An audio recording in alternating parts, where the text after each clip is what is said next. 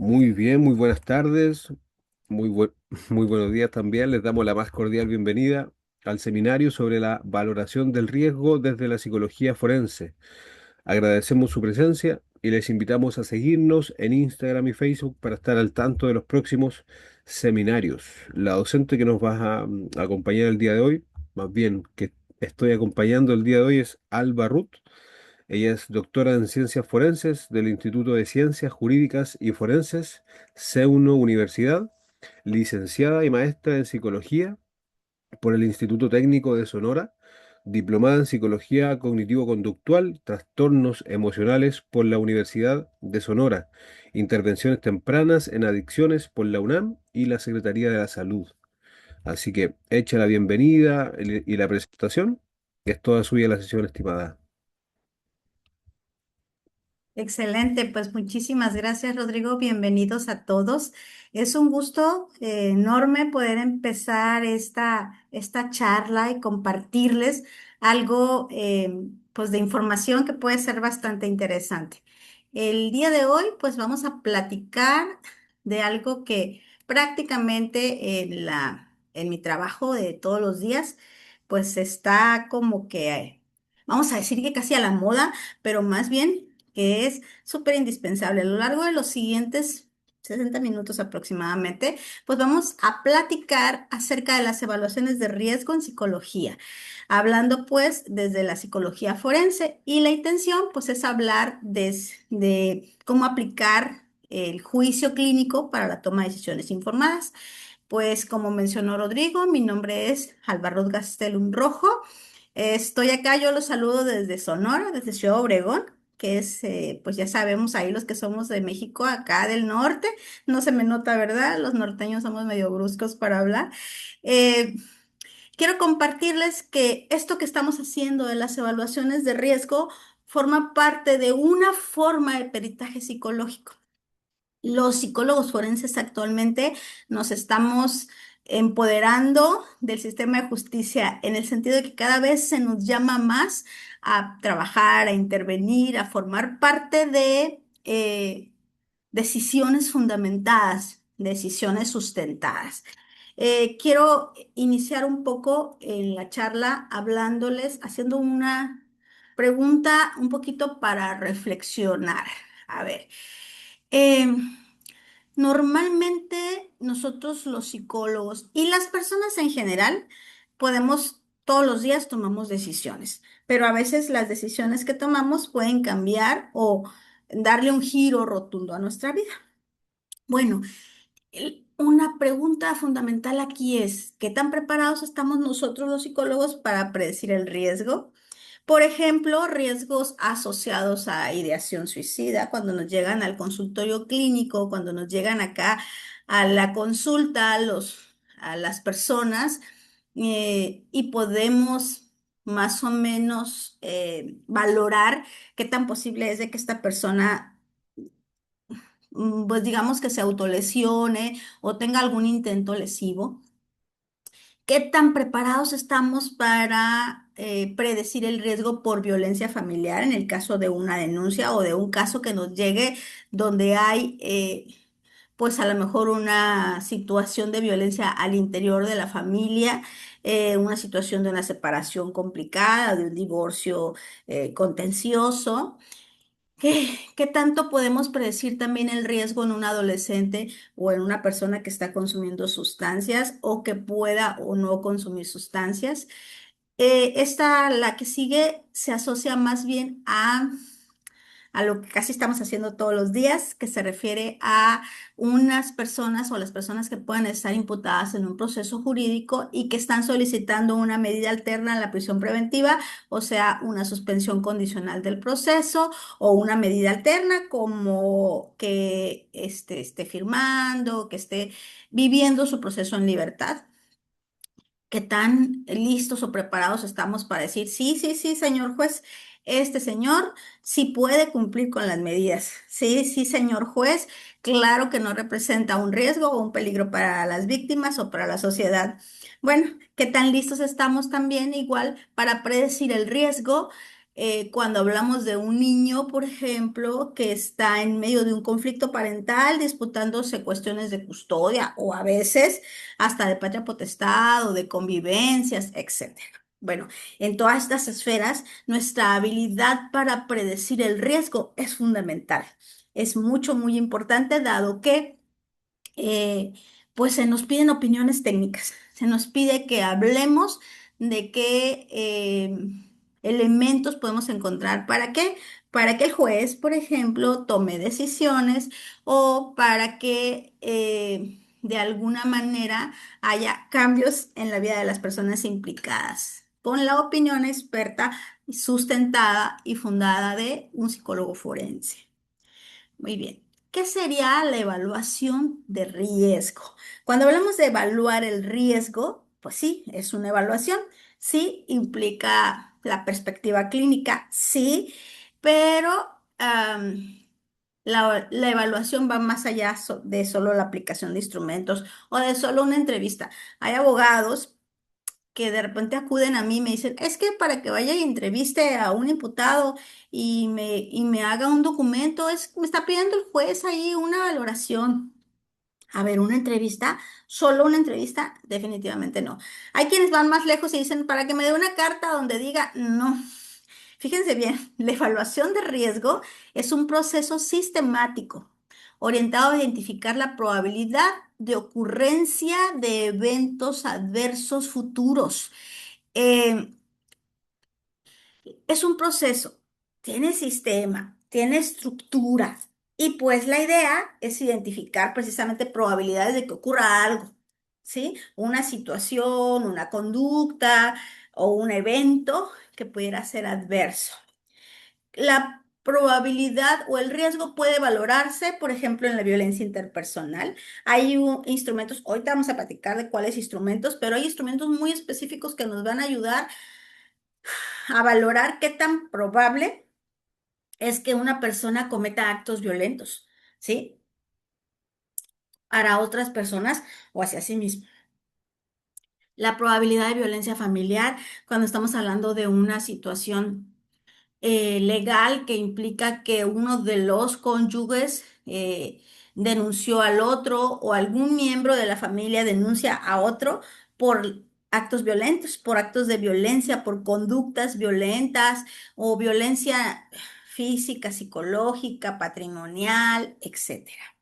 Bueno, eh, otra cosa que podemos valorar en el riesgo es la probabilidad de reincidencia delictiva. Una persona que comete un delito y que a lo mejor puede someterse a una suspensión condicionada del proceso o a una liberación anticipada y nos piden la opinión técnica asociada a decir, a ver, psicóloga, por favor nos dice, psicóloga perito, qué tan probable es que esta persona vuelva a reincidir en ese delito o en otros delitos, ¿no?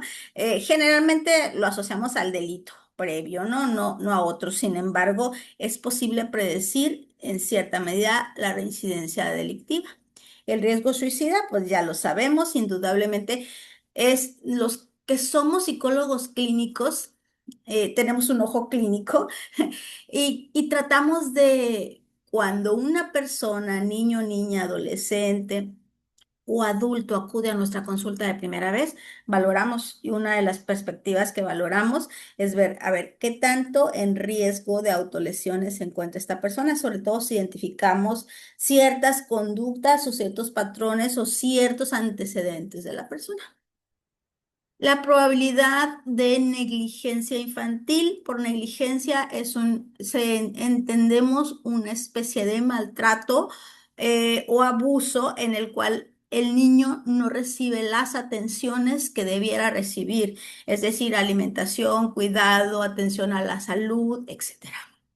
El riesgo de violencia sexual, es decir, una persona que potencialmente pudiera, tanto la víctima probable como el victimario probable, es decir, qué tan posible es la existencia o cuán riesgo hay ante una situación. O, como les decía, la última sería el riesgo procesal, es decir, el proceso jurídico por el cual atraviesan algunas personas, indudablemente pues no, no es cortito ni es sencillo. Sin embargo, desde digamos que la generación de la imputación o del señalamiento, hablando desde la perspectiva penal, desde que se pone la denuncia hasta que se realiza la primera audiencia, donde a la persona se le vincula o no a proceso, hasta la generación de la imputación, hasta finalmente el juicio, pues pasa buen tiempo. Y en muchas ocasiones, bueno, pues no puedo decir que la mayoría, pero muchísimas, desde la primera audiencia de vinculación a proceso hasta el juicio, a veces pasan hasta 2 años, fíjense bien, y el Ministerio Público en la audiencia de vinculación a proceso donde se genera la imputación, solicita prisión preventiva. Es decir, la persona todavía no se le ha demostrado que ha cometido el delito, todavía no se le ha juzgado, todavía no es una persona que haya sido, que se le haya corroborado la comisión o no de un delito. Solicita prisión preventiva. ¿Cuándo? ¿Qué pasa? Entonces, todo ese tiempo partimos del principio de presunción de inocencia. Sin embargo, pues él solicita y dice, es que hay riesgo para la víctima, es que hay riesgo de que se escape de la acción de la justicia, es que hay riesgo de que le haga algo a los testigos, a las personas que declararon en su contra. O, no, es que esta persona no va a cumplir con las medidas que se le dicten. Entonces, el Ministerio Público o el fiscal argumenta que hay riesgo procesal, que la persona se puede sustraer de la acción de la justicia, o sea, escaparse o obstaculizar los procesos, y entonces mejor lo encierro. ¿Pero qué crees? Y el principio de presunción de inocencia y la posibilidad de que esa persona pueda defenderse y vivir su proceso afuera, seguir trabajando, etcétera, pero con medidas, pues bueno, esa le toca al abogado defensor casi por lo general solicitarla y defenderla y argumentar. Y es ahí donde a veces los psicólogos forenses somos llamados a valorar determinados indicadores para poder decirle al señor juez, ¿sabe qué, señor juez? El riesgo procesal es moderado, bajo o es alto, es decir, la persona podría sustraerse de la acción de la justicia o no, dados los elementos que valoramos y cómo lo hicimos, ¿sí? Entonces, la posibilidad de que la persona pueda cumplir con las medidas o de que se pueda suspender el proceso, se vaya a una vía alterna, es moderada, baja o alta, y bueno, nosotros no decidimos que la persona se va a su casa, ¿verdad? Sin embargo, le damos elementos para que los jueces, juzgadores, pues tomen decisiones, pero decisiones informadas, fundadas, sustentadas. Muy bien. Las evaluaciones de riesgo no son novedad. Indudablemente han existido desde tiempo atrás. Eh, pero lo primero que nos pedían a los psicólogos forenses, al principio, como trabajábamos en ese sentido, era a través del juicio clínico, pero no era un juicio clínico estructurado. O sea, el ojo clínico a mí me dice, elementos de la psicología, mi observación, etcétera, que esta persona con ciertas características tiene un perfil o podría ser una persona que cometa determinados delitos o que no los cometa. El juicio clínico fue, digamos que el primer método que utilizamos los psicólogos forenses, y pues que implicaba una decisión basada en experiencia del clínico. Lógicamente hay alta variabilidad, puesto que, ¿qué creen? A lo mejor lo que ve un clínico no es lo que ve el otro. Entonces, ahí es donde venían elementos de donde se ofrecía un dictamen de una parte, se ofrecía un dictamen de la otra y se tenía que ofrecer un tercero en discordia, hablando de dictámenes en general, no valoraciones de riesgo como tal. Pero bueno, este elemento del juicio clínico no estructurado, pues indudablemente poseía una característica de baja confiabilidad y que podía tener, desde luego, sesgos sistemáticos. Como una contraparte al juicio clínico existe o existió el método del modelo actuarial. Aquí tenía que ver con algoritmos estadísticos, variables fijas y qué tan posible era desde la estadística, desde los números, pues que la persona cometiera tal o cual delito o tuviera tal riesgo o no. Indudablemente los modelos actuariales, pues solían ser o suelen ser más objetivos, pero ¿qué creen? Son más globales, no son individualistas. Es decir, para grandes rasgos, por ejemplo, no sé, el perfil de las personas que cometen actos violentos de tipo sexual es así, así, así. Entonces, esta persona que tiene tantos años, que es de tal sexo, que así, así, es más probable. Pero, ¿qué crees? Pues era global o más general, no personalizado, no en cerquita, vamos a decir. Y el juicio profesional estructurado es como la tercera generación de las valoraciones de riesgo, y este es un método actual, reciente, fuerte, en donde a los psicólogos se nos permite integrar evidencia científica con la historia de vida, con factores de riesgo, factores de protección, eh, integrar el juicio clínico, pero estructurándolo. Es decir, sí, aquí está lo clínico, sí, aquí está lo actuarial, sí, aquí está la teoría, sí, aquí estoy viendo. Es decir, este tipo de valoraciones de riesgo lo que pretende o la forma en que se integra es que agarras integras de diferentes perspectivas y tienes multifuentes para entonces analizar y tomar decisiones y poder enunciar nuestra opinión, nuestro juicio profesional estructurado, y que entonces los juzgadores y juzgadoras pues tomen decisiones con mayor sustento. Bueno, hablando de un comparativo entre estos métodos, hablamos, por ejemplo, de que el juicio clínico no estructurado pues se basaba en la experiencia, los modelos actuariales en un algoritmo matemático y el juicio profesional estructurado en evidencia sustentada y en clínica. ¿Qué tan confiables son estos modelos? Bueno, el clínico pues bajo, el actuarial muy alto, pero acuérdense con el punto ahí de que no es individual, y el juicio profesional estructurado también alto.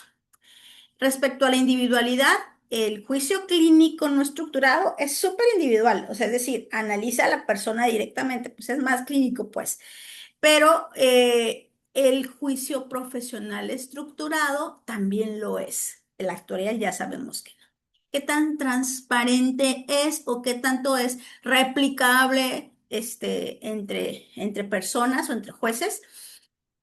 El clínico pues es bajo, el actuarial es alto, porque acuérdense, son números, son algoritmos, y el profesional estructurado también. Es decir, es más probable que tomando en cuenta todos estos elementos, eh, se valore de tal o cual manera. Entonces, la persona o el juzgador, cuando nosotros emitimos nuestro juicio, le decimos por qué, porque observé esto, porque observé esto, porque observé aquello. Es decir, explicamos de dónde viene ese puntaje o de dónde viene esa recomendación o esa sugerencia que hicimos. Lo hacemos lo más claro y transparente posible. Y su uso pericial respecto a las tres modalidades, pues del clínico ya sabemos que el uso pericial está bastante limitado. El clínico se va a enfocar precisamente a la intervención clínica. El actuarial, bastante restringido también para determinadas situaciones, poblaciones, etcétera. Y el juicio profesional estructurado, pues es el método, pues, más recomendado desde su uso pericial. Ok. Hablando del juicio profesional estructurado, el juicio profesional estructurado y en sus valoraciones de riesgo va a evaluar o va a valorar algunos factores, hablando de factores estáticos, hablando de factores dinámicos y hablando pues de factores protectores. Primero, hablar de factores estáticos serían las áreas que el juicio clínico va a valorar. De lo que es la historia de vida de la persona, ya sea que lo recabe directamente de la persona, que lo recabe de expedientes clínicos que existen, que lo recabe del expediente judicial o de otros expedientes judiciales previos. Es lo que ya la persona trae, lo que no cambia fácilmente, lo que ya ocurrió. ¿Para qué nos va a servir saber lo que ya ocurrió? Pues nos va a aportar una línea base. ¿Sí? Es decir, nos va a permitir ver si la persona en el pasado tiene una historia criminal previa, es decir, si ya cometió delitos, si hay documentados, fíjense bien, documentados, no de dicho, episodios violentos, que a veces nos llegan las personas, ahí lo vemos en el expediente, las personas que están denunciando y dicen, es que sí me dijo, es que sí me hizo, es que sí, eh, me amenazó, etcétera, pero es su dicho, ¿verdad? El dicho debe estar documentado, evidencias, sustento, ¿ah? Ah, otro factor estático serían los antecedentes familiares de violencia o antecedentes de psicopatología en la familia o en la persona misma. Es decir, bueno, si en la familia ya ha habido otras situaciones de violencia o hay trastornos psicopatológicos. Ujú.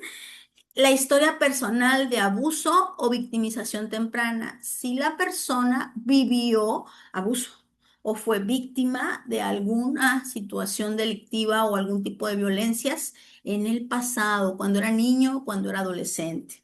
Y otro de los factores estáticos es el inicio temprano de la conducta antisocial, es decir, que si desde chiquillo el amigo este o la persona esta ya estaba incurriendo en actos antisociales, pequeños robos, hurtos, el manejo del fuego,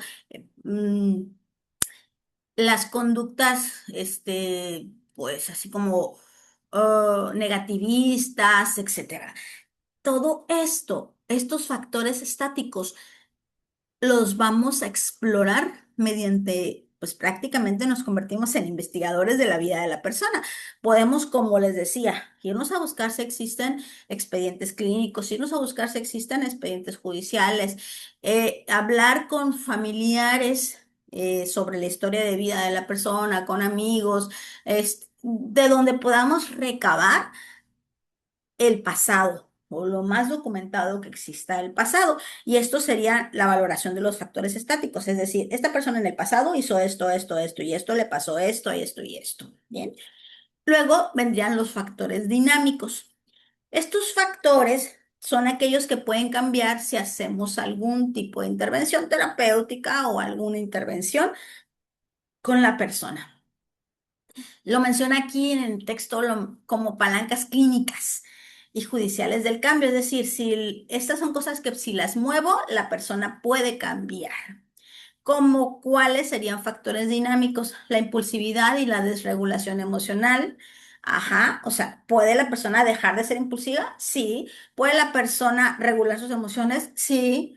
El consumo activo de sustancias, es decir, que las consumiera en el pasado, ¿significa que las tenga que consumir ahorita o que las vaya a consumir en el futuro? No, esto puede cambiar. Los celos patológicos y el control coercitivo, es decir, las personas que sufren de celos patológicos o que necesitan controlar, ¿pueden dejarlo de hacer? Sí.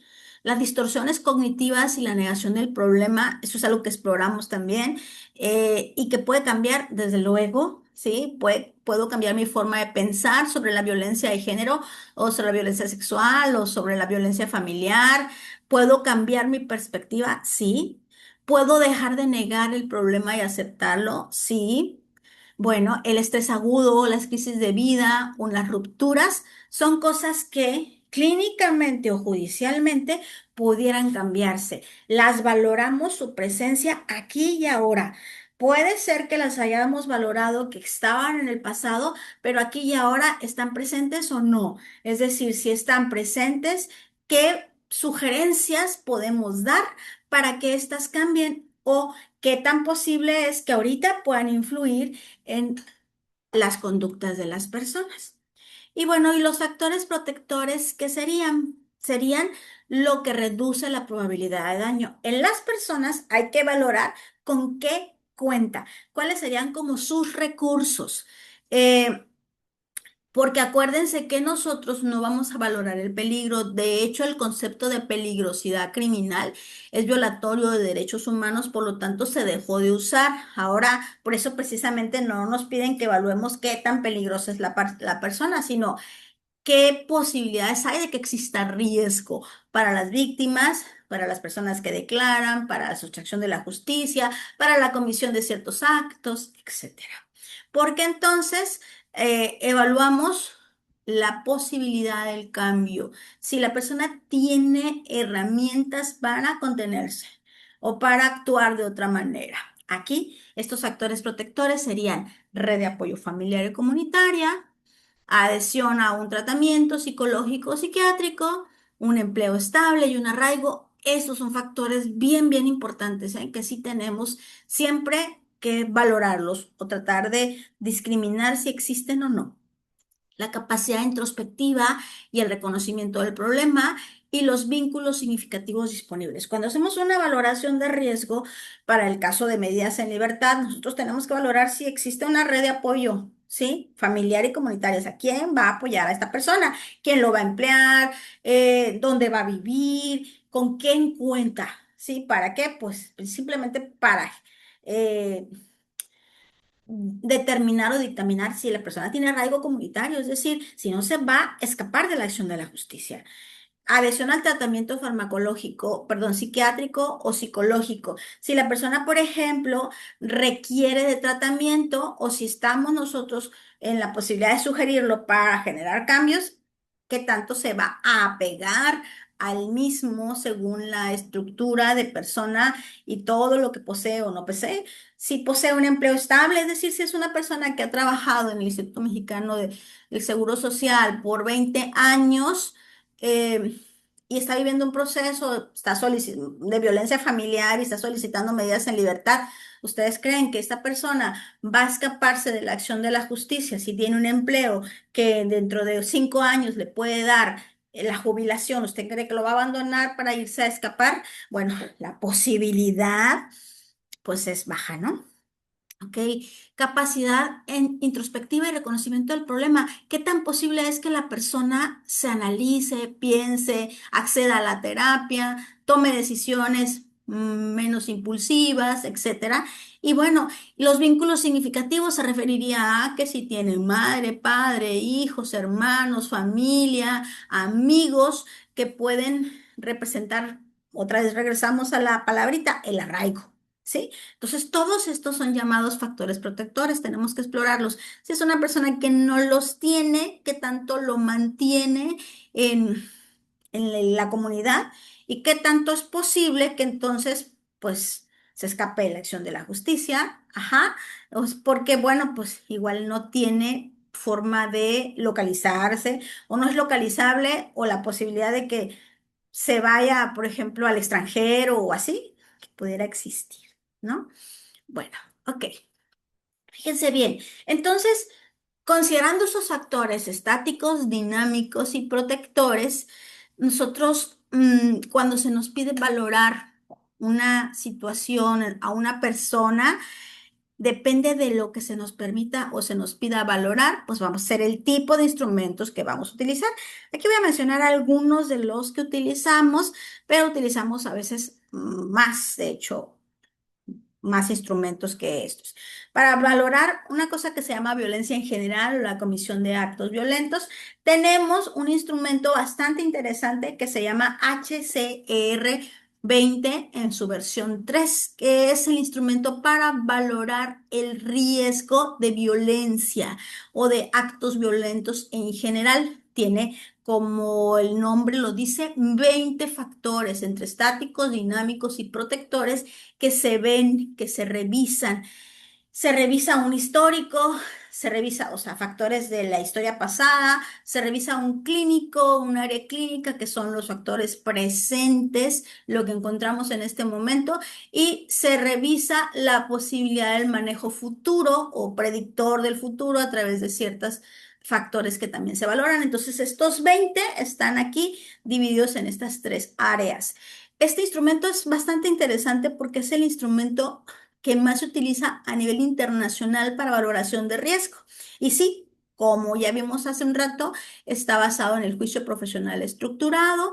Eh, los psicólogos forenses podemos acceder a él. Generalmente es un material sencillo de entender, pero Pues es una lista de chequeo de 20 áreas que hay que valorar. ¿Y de dónde las vamos a valorar? Pues de todas las fuentes, de multifuente, como les había platicado hace un rato. Si lo que pretendemos valorar es violencia de pareja, hay un instrumento también internacional y de la valoración de riesgo de pareja por excelencia que se llama SARA. SARA ahorita ya está también en su versión 3, es decir, se ha eh, pues perfeccionado, revisado con el paso del tiempo y está su versión 3.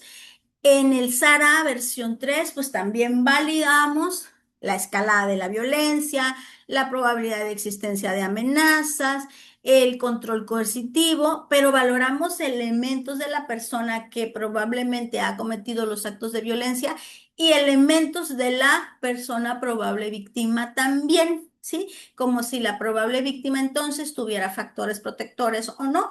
También los valoramos en este instrumento de violencia de pareja, Cesara en su versión 3.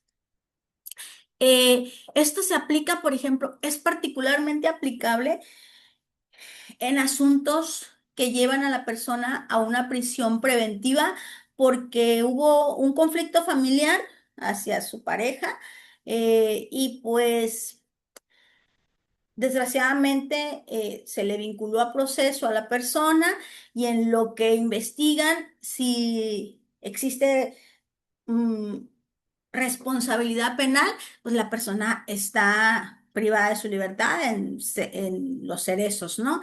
Mm, Hablando en términos bien realistas, es bien preocupante, honestamente es bien preocupante que existen muchas personas, pero muchas.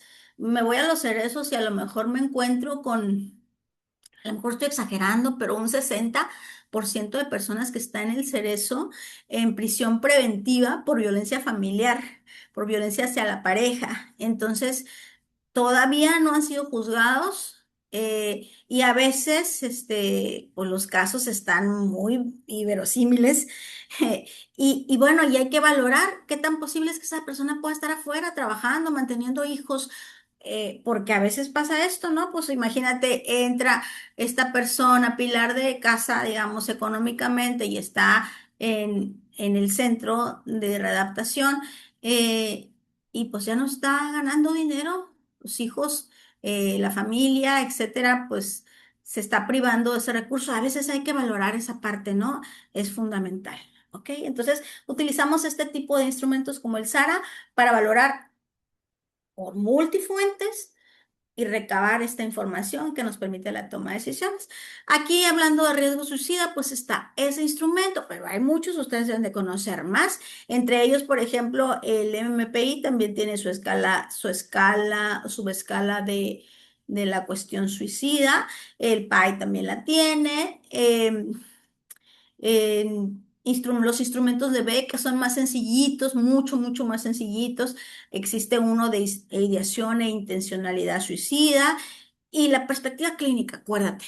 Aquí entonces lo que pretendemos es ver la severidad e intensidad de la ideación o si han existido ya intentos previos, acuérdate, factores históricos, factores clínicos en el momento y la posibilidad del futuro.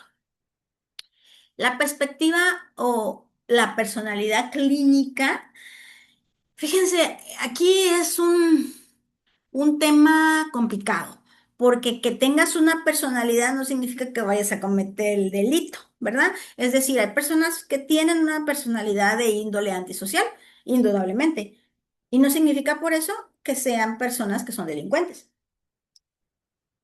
Sin embargo, múltiples estudios han asociado determinados rasgos de personalidad a la comisión de actos violentos. Existen múltiples estudios de investigación que asocian ciertos rasgos del MPI 2, su versión revisada, eh, con la comisión o no de actos violentos de alguna índole.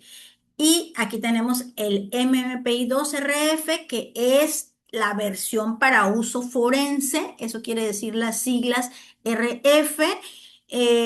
Su versión para uso forense es un instrumento que yo utilizo prácticamente todos los días. Es un instrumento más concreto y muy específico para valorar elementos asociados a los procesos judiciales.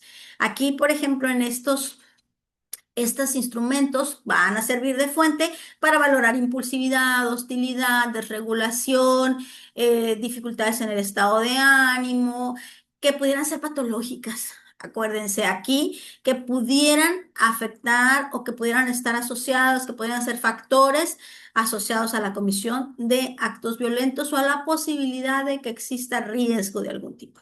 Y por psicopatía, por ejemplo, y hablando del concepto general de psicopatía, que está bastante rebasado, sin embargo lo seguimos valorando, pues tenemos el de excelencia, el PCL, en su versión revisada, que es el inventario de psicopatía de Hare, ¿sí? Y este pues evalúa rasgos interpersonales y rasgos sociales, evalúa con relación a sí mismo, con relación a otros, valoración hacia el futuro también, impulsividad, evalúa una serie de factores que pueden estar asociados a la psicopatía.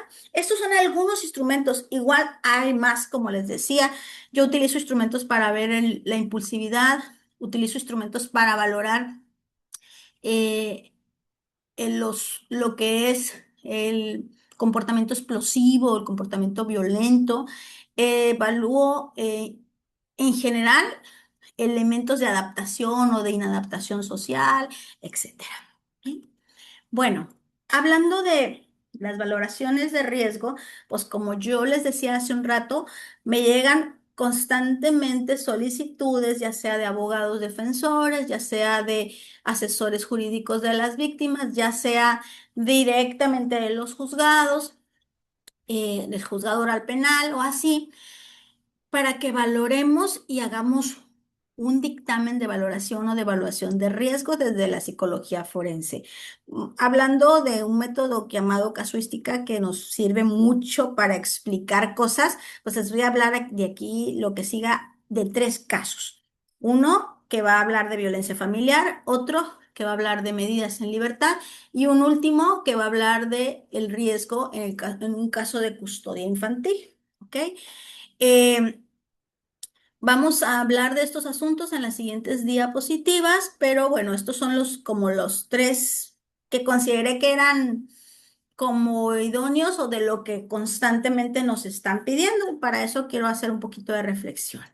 En un caso número uno de una persona asociada a violencia familiar, la pregunta que nos hacemos es, ¿existe riesgo de repetición o riesgo de escalada de violencia en esta persona que ha sido señalada en un asunto de violencia familiar? El caso entonces se trata de una mujer de 42 años con un hermano de 46 que comparten casa, que comparten hogar. eh, Se ha documentado, se documentó 4 años de episodios recurrentes, insultos, amenazas, intimidaciones por parte de el hermano hacia la hermana y hacia los demás miembros de la familia. Eh, este hermano, por lo general, mostraba o mostró conductas de control sobre decisiones del hogar, es decir, quería decidir todo lo que ocurriera o no en ellos, incluso quién entraba y no a la casa. Hubo agresiones hacia ella y hacia el padre adulto mayor, en este caso, o sea, el padre adulto mayor, 70 años, que vivía y era dependiente aquí en esta familia, pues es quien ha sufrido los embates de los episodios de insultos, amenazas e intimidación de este hermano. Hipervigilancia, miedo anticipatorio, movilidad limitada en casa, son algunas de las características que se encontraron en las personas, en la mujer y en su padre. Y el agresor, claro, el señor, el hermano, pues no reconoce el daño, es que yo decido, yo pongo orden en la casa, yo mando, ¿no? Hay más violencia económica y tiene más factores este asunto, pero aquí lo más importante es variables a analizar. Los factores históricos. Cuando hablamos de factores históricos, ¿de qué hablábamos? Pues hablamos de lo que ya ocurrió, ¿verdad? Y aquí tenemos que existió, se documentó violencia sostenida, un patrón repetitivo, pues hablamos de 4 años, probablemente más, pero 4 años que vamos. o sea, decir que documentados. Hablamos de factores dinámicos, una escalada progresiva, falta de insight de la persona, es decir, yo no tengo un problema, yo estoy bien. Una normalización también, de repente las víctimas lo normalizan, pues es que así es que es que así es esta persona, o así es mi hermano, o así es mi hijo, pobrecito, etcétera. Y parte del agresor, en este caso de la persona generadora de violencia, le llaman la necesidad de controlar. Incluso hay hasta un interés económico aquí. Este señor, este hijo, desea quedarse con la casa y hace que el padre se la done ante notario público. Ok. Factores protectores, pues aquí vemos que no hay, ¿sí? Porque este señor, este hermano, no tiene esposa o pareja actual, no tiene hijos, no tiene conciencia de enfermedad, no accede a tratamiento, etcétera. No encontramos factores dentro de su estructura que pudieran ser factores protectores. Hay una red familiar, o no existe esa red familiar efectiva, puesto que es el ataque frontal es hacia la familia, y no hay reconocimiento del daño. Bueno, ok. Pero entonces si llega la señora esta y su padre a meter una denuncia de violencia y así, eh, ¿cómo documentan la violencia si no tienen golpes? ¿Ustedes creen entonces que la ausencia de lesiones físicas no significa o significa ausencia de riesgo? Es decir, no está golpeada, no documenta con un moretón, una fractura, nada. Ajá. Digamos que entonces, ¿cómo voy a denunciar si no hay nada? A ver, pero ¿hay riesgo? ¿Ustedes qué creen? La violencia va evolucionando gradualmente. ¿Existe riesgo de repetición o riesgo de escalada? Parece ser que sí, ¿verdad? Indudablemente. Ahorita me lo platicarán hacia el final cuando tengamos la posibilidad de interactuar mm, para las preguntas. Ok, permítanme. Ay, no sé qué hice. Ahí está.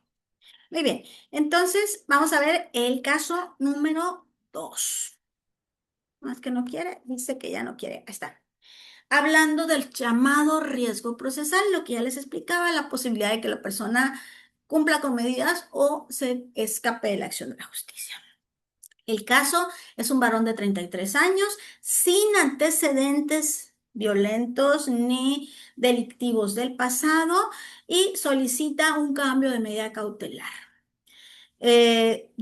Solicita eso, algo distinto de la prisión preventiva, es decir, que me permitan ir, firmar, presentarme a las audiencias y así.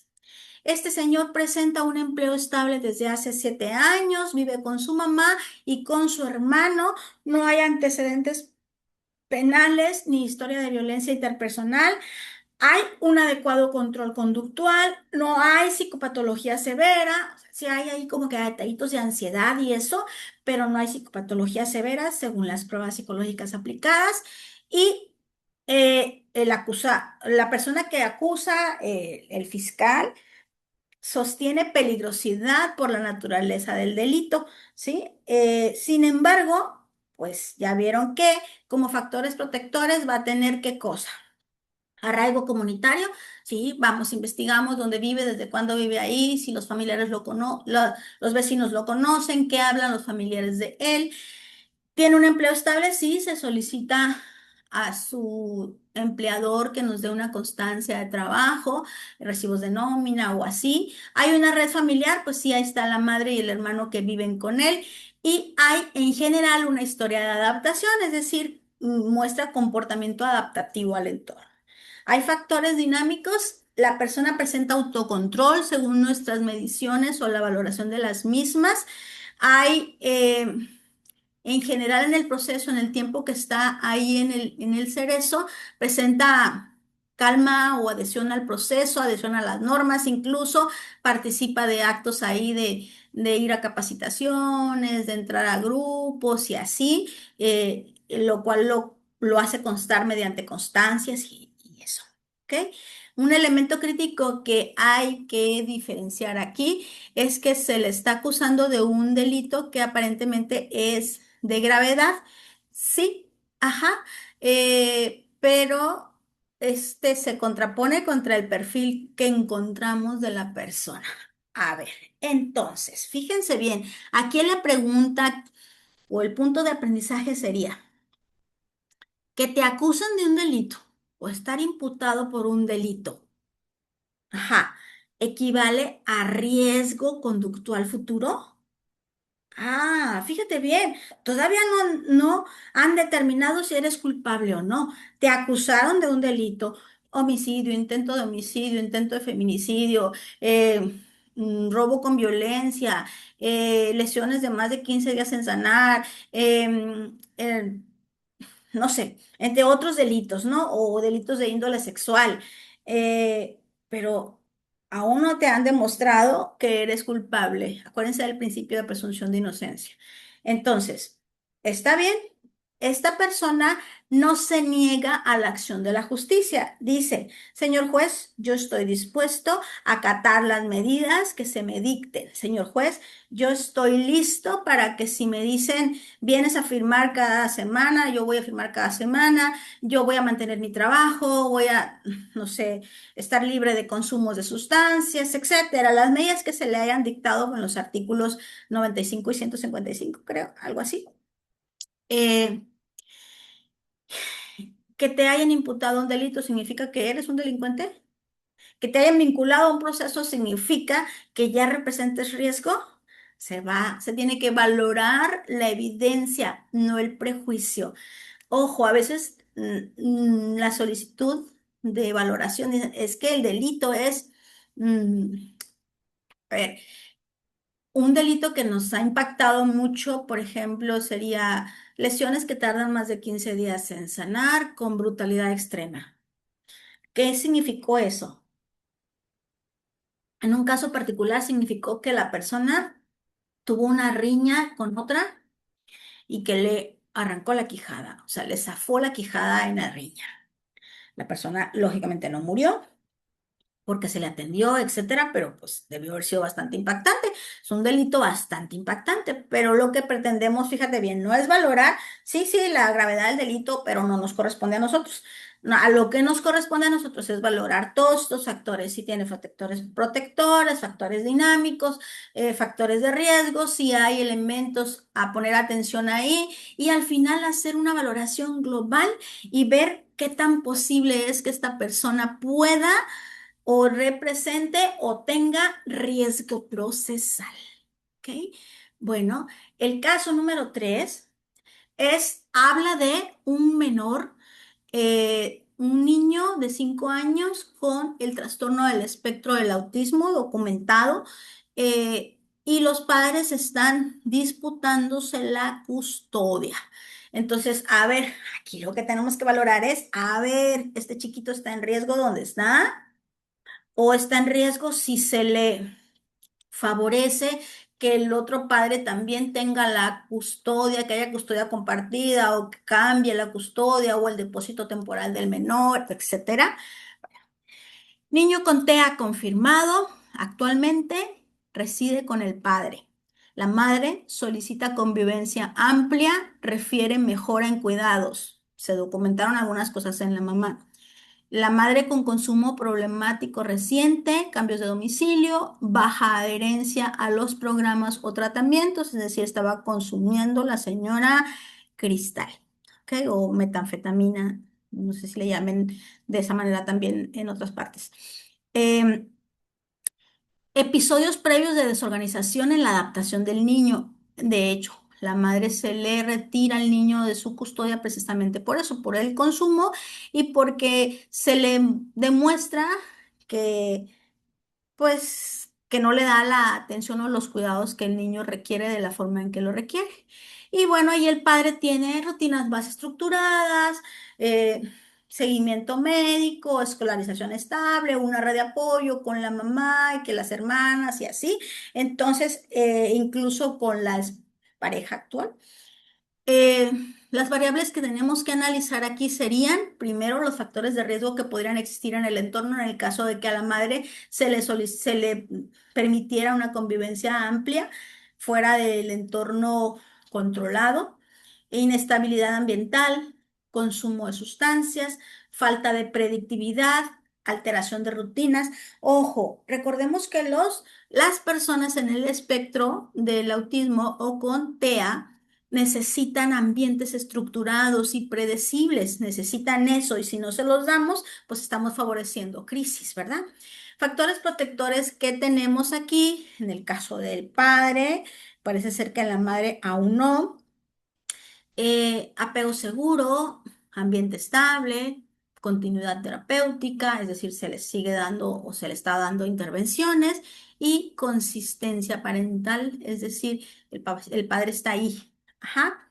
Y un criterio importante o fundamental aquí es la estabilidad neuropsicológica del niño por encima de cualquier derecho parental. Ojo, acuérdense que hay un principio, el interés superior del menor. Y cuando hablamos del interés superior del menor, es decir, a quien le asiste el derecho de una convivencia con los padres, es al menor. Sí, los padres tienen derecho, digamos, que a interactuar con el menor. Sin embargo, si esa interacción con el menor lo pone en riesgo, la, el interés superior del menor está en el top 10, es decir, está por encima de los intereses de otros, en este caso de los padres, ¿verdad? Un punto de aprendizaje importante aquí es en infancia, el riesgo no siempre es violencia directa. Muchas veces es la desorganización crónica del entorno. Ojo con esto. ¿A qué nos referimos? Indudablemente, este niño no sufría violencia física. Mamá y papá no lo golpeaban, ¿verdad? Sin embargo, estar dentro de un entorno desorganizado, un entorno descuidado, con variabilidades, sin atenciones, pues es negligencia. Es, es finalmente un factor de riesgo y es una especie de violencia también. ¿Ok? Entonces había que tomar en cuenta qué tan posible es o qué tan saludable o qué tan adecuado es para el menor tener esas convivencias más amplias con la madre. ¿Ok? Fíjense bien ahora para hablar de los tres casos. Los tres casos nos dicen que ninguno de estos casos puede responderse solo con la intuición clínica. Es que se ve muy bien, ¿eh? Parece que está bien el señor. Clínicamente, desde mi perspectiva clínica, pues mira, lo valoro adecuado, mira que viene a la terapia, mira que dice que va a cambiar, no sé. Desde el punto de vista clínico, no, no nada más con esa intuición o lo que nos inspira a la persona, podemos tomar decisiones. Me decía un señor, es que ella cuando va al juzgado va muy guapa, se arregla, se pone como ella, y entonces, pues toda la gente cree que ella es así, pero ella no es así. Bueno, a lo mejor en la primera impresión nosotros nos podemos dejar llevar por ciertas apariencias, ¿no? O por ciertos perfiles. Recordemos una cosa, que todas las personas que están en un litigio tienen una cosa que se llama deseabilidad, es decir, tratan de mostrarse mejor que lo que realmente son. Todas las personas que están en un proceso contencioso intentan, sobre todo esas personas que estamos haciendo evaluaciones de riesgo, intentan verse mejor que lo que realmente están, intentan parecer que tienen más habilidades que las que realmente tienen, ¿sí? Bueno, número dos, la valoración de riesgo exige abandonar opiniones personales y construir hipótesis sustentadas en evidencia. Recuerden, nosotros en un dictamen de valoración de riesgo, como es un proceso científico, como es un proceso de investigación, tiene que partir de una serie de hipótesis que me genero, de un conjunto de preguntas de investigación, de hipótesis que hay que validar, que hay que triangular con la información que rescate o que recabe de las múltiples fuentes para entonces estructurarlo en un reporte, en un informe que se llama dictamen pericial. Y no evaluamos personas buenas o malas, evaluamos probabilidades de daño en contextos específicos. Es que luego nos pregunta la gente, ¿es que soy bueno? ¿Estoy bien? ¿Es malo? ¿Está mal? recordémonos que no es así la cosa. Nosotros al evaluar el riesgo, evaluamos las probabilidades de daño en los contextos específicos donde nos los han marcado. En este sentido, la valoración de daño o la valoración o la evaluación de riesgo es, como decíamos desde el principio, pues alcanzar a prevenir, alcanzar a predecir. ¿Para qué? Pues para que estos riesgos no se lleven a cabo. ¿Ok? La psicología no está para adivinar el futuro. Indudablemente no tenemos una esferita aquí enfrente, una bola y decir, ah, sí, pues va a pasar esto. La psicología está para reducir la incertidumbre mediante decisiones técnicamente fundamentadas. Lo que yo escriba en mi instrumento, en mi pericial, lo tendré que sustentar. Dado que lo observé aquí, dado que lo vi acá, dado que lo encontré por acá y dado que en todos estos contextos me dio lo mismo, entonces, ¿sí? Si la señora... mm, la madre del evaluado me da un historial de vida, si el empleador me da también una estructura, si la persona me da la misma información, bueno, ahí ya son tres fuentes que me dicen lo mismo, entonces es más probable que lo que estoy observando sí sea real o sea verdadero. Bien, entonces... Se trata de que le ayudemos al señor juez a reducir la incertidumbre para que sus decisiones estén más fundamentadas. Es que yo le quiero dar, dicen los jueces, es que sí, está bien lo que usted dice, señor abogado, que él no se va a escapar de la acción de la justicia, pero ¿sabe qué? Le dice al abogado, yo necesito saber si la señora no está en riesgo, si yo libero al señor, si la señora no está en riesgo, en casos de violencia familiar, por ejemplo. Ok, entonces a veces, fíjense bien, a veces nos piden que hagamos la valoración del señor para ver estos factores de riesgo, pero también la valoración de la señora para ver qué tan vulnerable es. Y las dos cosas las tenemos que hacer en el sentido de permitirle al juez para decir, bueno, pues está bien, aquí yo lo puedo liberar, porque aquí dice que la señora, la vulnerabilidad que presenta es esta y que el señor no presenta estos factores de riesgo y que por lo tanto entonces, ajá, ya puede tomar la decisión. Los jueces, acuérdense que los jueces analizan la información que les mostramos para tomar decisiones y estas decisiones, como empezamos diciendo, cambian vidas, ¿sí? Modifican el presente o el futuro. Una evaluación de riesgo mal hecha puede dejar desprotegida a una víctima o vulnerar injustamente a una persona evaluada. Esto, ojo con esto. Fíjense bien, si yo hago mal mi chamba, puede ser que la persona salga y cometa el delito de nuevo o pues haga alguna conducta disruptiva. O si hago mal mi chamba, puede ser que la persona no salga y la verdad haya sido alguien que injustamente está ahí adentro. Lógicamente que no somos inocentes, o más bien no somos culpables, seguimos siendo inocentes hasta que no se nos pruebe lo contrario. Y muchos de los que vamos y evaluamos dicen, es que yo no fui o yo no lo hice. Ajá, evaluamos muchos por mm, delitos contra la salud, por ejemplo, ¿sí? Eh, y dicen, bueno, acá en mi zona, aquí en mi región está muy complicado todo eso, pero dicen que ellos no han cometido sus delitos. Entonces todos van a decir que no.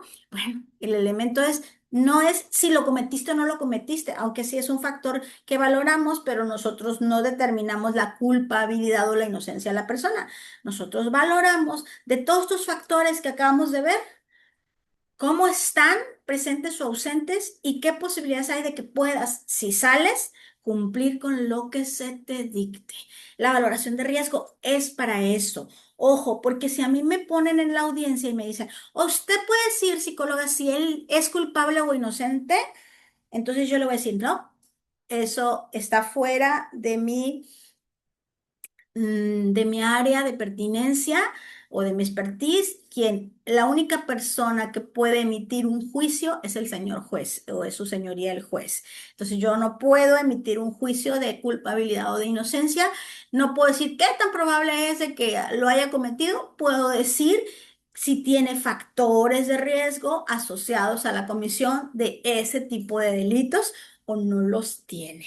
¿Ok? Entonces, recuerda que tu dictamen sí es fundamental, a veces para la libertad o para la ausencia de la misma. Sin embargo, precisamente por eso deben de estar muy fundamentados técnicamente, clínicamente, jurídicamente, pues hay que conocer bien para poder hablar, para poder predecir o no.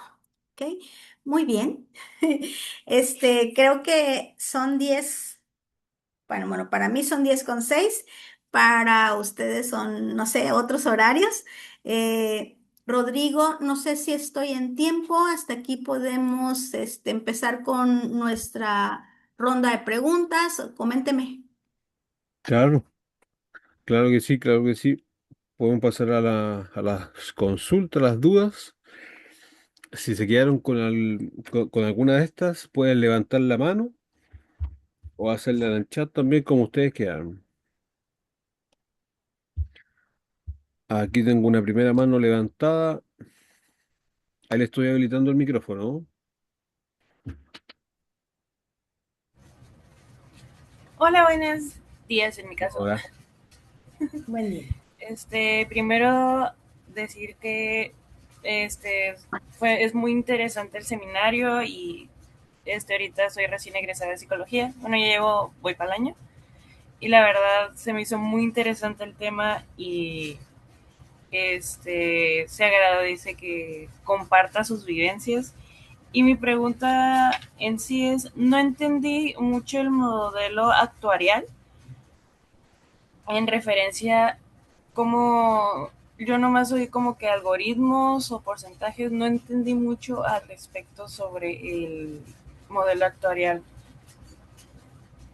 qué es Hablando de en sí o qué hace.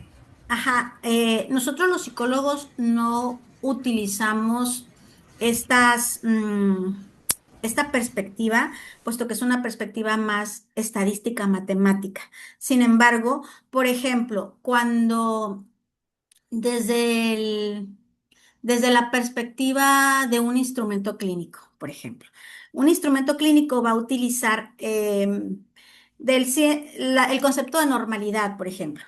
Del 100% de las personas analizadas, el 80% eh, han cometido delitos. Bueno, ¿qué características tienen esas personas que han cometido delitos?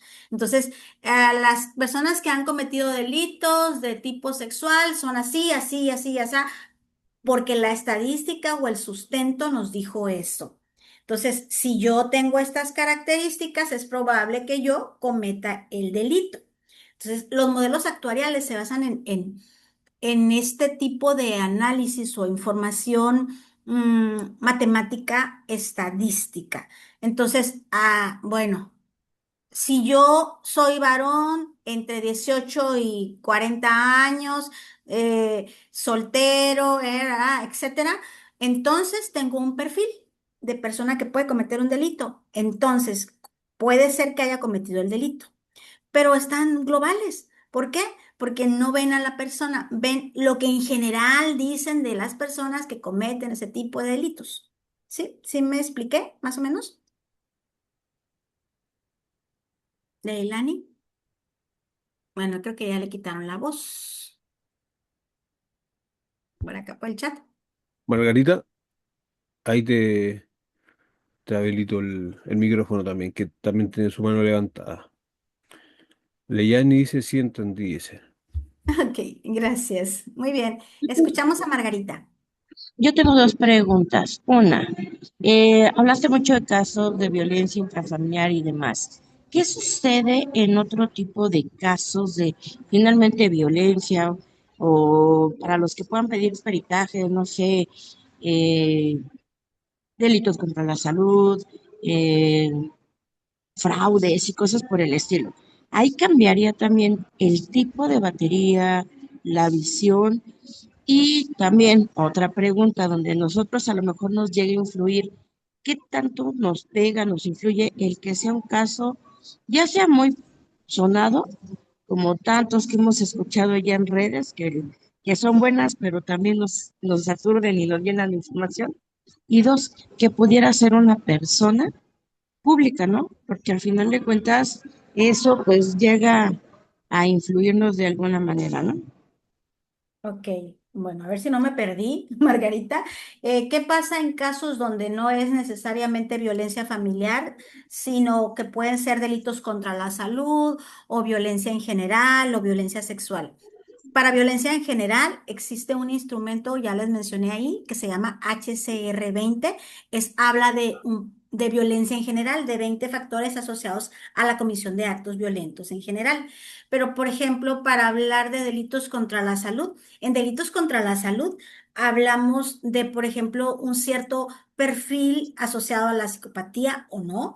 Podemos hablar de arraigo, podemos hablar de desarrollo de la persona, de qué tanto ha cometido otro tipo de delitos o qué tanto ha escalado en delitos. O sea, a- eh, las valoraciones de riesgo se aplican a cualquier, no necesariamente a cualquier delito, sino a cualquier persona. Aquí lo más importante es que sepamos que lo que evaluamos no es el delito, sino es a la persona en relación a la posibilidad de que pueda vivir procesos fuera o que represente un riesgo o no para las víctimas, para la sociedad, etcétera. Entonces evaluamos a la persona, buscamos los instrumentos, por ejemplo, si es alguien de delitos contra la o de probables delitos contra la salud, bueno, vamos a evaluar, vamos a entrevistar las personas en su red de apoyo, si existe o no existe, vamos a validar el domicilio, vamos a validar su historial, vamos a aplicar instrumentos para ver si hay psicopatía. Entonces, de persona a persona va a variar, sí, las herramientas que utilicemos, pero el Ok. protocolo o el proceso para todos los delitos se llama juicio profesional estructurado. ¿Y qué Ok, pasa entonces más cuando bien es de persona, no tanto de delito. hablamos de valoración de la persona? Exacto. Ok. Ajá, así es. Y en caso de personas públicas o casos sonados, pues no tenemos que perder la perspectiva de lo mismo. Una cosa es lo que diga todo el mundo y otra cosa es lo que tú vas a poder observar y validar y sustentar con instrumentos. Porque aquí, por ejemplo, en Sonora también ha habido muchos casos muy sonados y muchos nos han llegado aquí a mi área. Indudablemente, hasta estar frente a la persona, ya sea que estés por evaluar a alguno de los intervenientes o a la persona que es el probable agresor o el probable que comete este tipo de conductas, tienes que valorar a la persona y perderte de la perspectiva de la red o de lo que digan, o etcétera, en la medida de lo posible. Lógicamente somos humanos y no va a ser tan sencillo, pero a mí me sirve mucho aplicar las baterías psicométricas y hacer entrevistas lo más profundas posibles en la medida de lo posible, valorando todos esos elementos de los 20 elementos que valoro para los riesgos. Y corroborar con otras fuentes que me validen o no la información que yo estoy explorando. ¿Sí? ¿Qué? Muchas gracias. ¿De qué? ¿Sí, Rodrigo?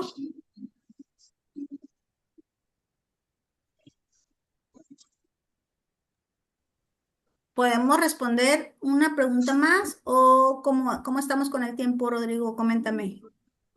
Yo encuentro que estamos súper bien. Tengo a la mano de José y Jorge levantada.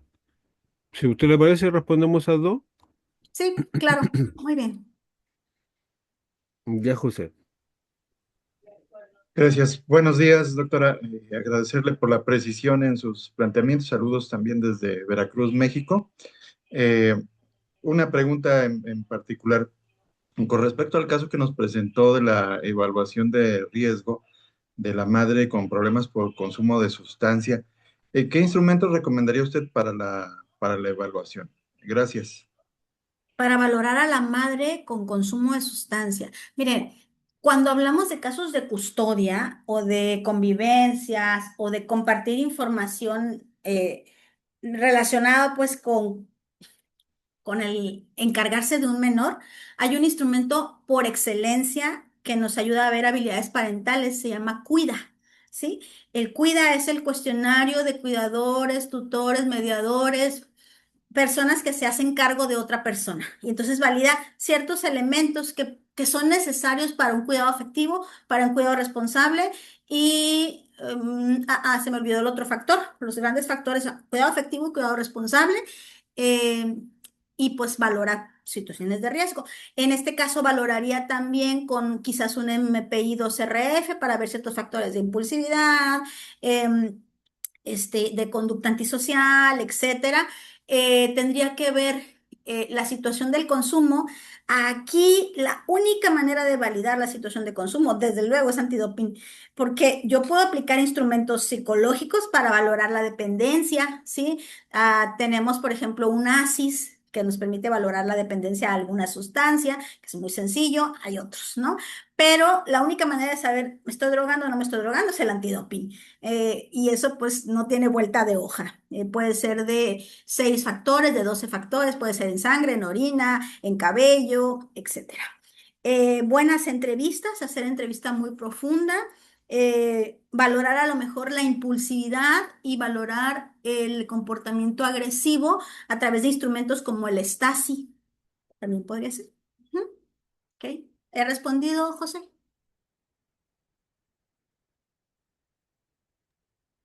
Muy bien, vamos con Jorge González.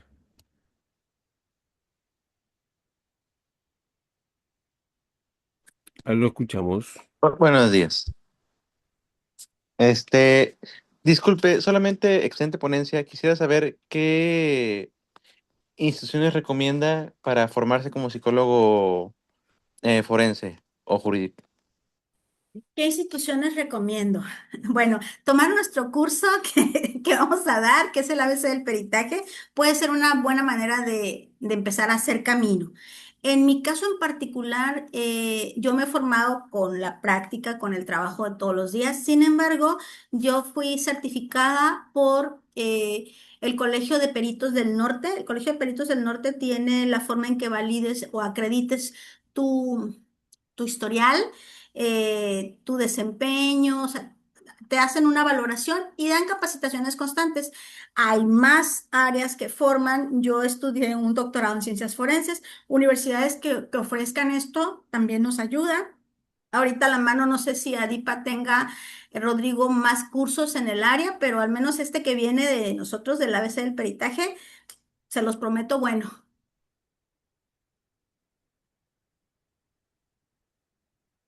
No sé si he contestado, Mu- espero que sí. Muchas gracias, profesora. Dijimos que íbamos a responder las últimas dos, pero Alexia tenía la mano levantada delante. ¿Le Muy damos la bien. oportunidad, profesora? Sí, claro. Súper. Hola, buenos días. Buen Eh, día. bueno, yo soy estudiante próxima a egresar de psicología. Mi pregunta solamente es que me quedó un poco de duda en que nosotros solamente vamos a ver la persona y no el prejuicio que le han dado por cometer algún delito.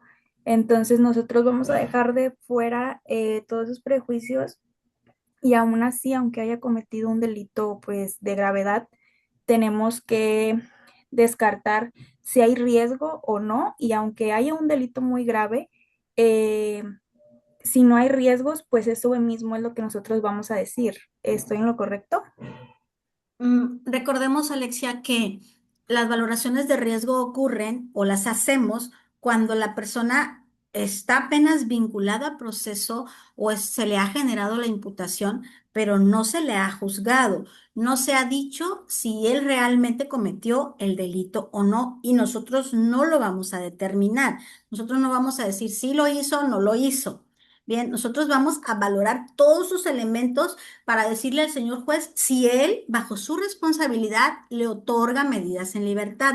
Nosotros no valoramos el delito. Sí tenemos que enterarnos de cuál delito se le está acusando, de qué se le está procesando. Sin embargo, a menos de que abiertamente y evidentemente esta persona nos haya dicho sí, como nos dicen algunos, sí me la aventé, este, mm, nosotros a veces vamos a partir, acuérdense, del principio de presunción de inocencia.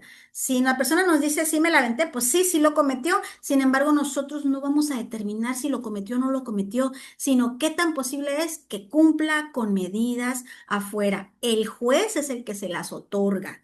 El juez es el que se decide tomar esa determinación de que esté o no afuera o que se le dé una medida alterna o una liberación anticipada, una suspensión condicional del proceso, un juicio abreviado, etcétera. Si la persona, por ejemplo, dice haber cometido el delito, pero sabemos que el riesgo para la víctima es bajo, etcétera, y el juez decide o el fiscal decide ofrecerle una situación anticipada o previa al juicio como un juicio abreviado. La persona dice, sí, soy culpable, y el fiscal le dice, ok, te voy a dar si eran 40 años la condena, te voy a dar 10, estoy exagerando, ¿no?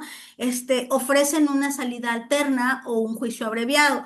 Se le culpó, se dijo inocente, se dijo culpable, aceptó la pena, etcétera. Pero nosotros, voy a ser muy enfática, nosotros no es que no nos deba interesar, claro que nos importa, pero nosotros no estamos juzgando, nosotros estamos valorando el riesgo. ¿Sí? Muy bien, yo creo que ahora sí, Rodrigo, andamos como en tiempo. Espero Alexia te Sí, haya respondido adecuadamente, no sé, con lo que siga. sí, estamos súper bien, profesora. Muchas gracias. Y claro, hecha la parte de las preguntas, vamos a pasar al momento del sorteo.